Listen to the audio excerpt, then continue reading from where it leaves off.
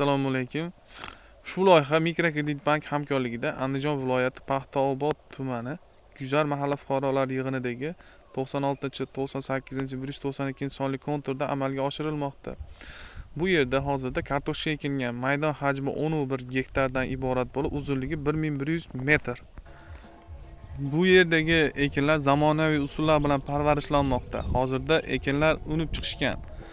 Ekinlar yetishtirish 90 kun davom etadi. Yetishtirish jarayonida sug'oriladi, tabiiy va mineral o'g'itlar bilan oziqlantiriladi. Ushbu loyiha 50 ta dehqon xo'jaliklar biriktirilgan bo'lib, har bir dehqon xo'jaliklari o'rtacha 0.15 gektar yer maydonidan to'g'ri keladi. Loyihani samarali amalga oshirish uchun lider tadbirkor sifatida Soy samarali yerlar ishlab chiqarish kooperativi biriktirilgan. Ushbu loyiha bo'yicha har bir gektardan 36 tonna, jami 1818 tonna hosil olish rejalashtirilgan.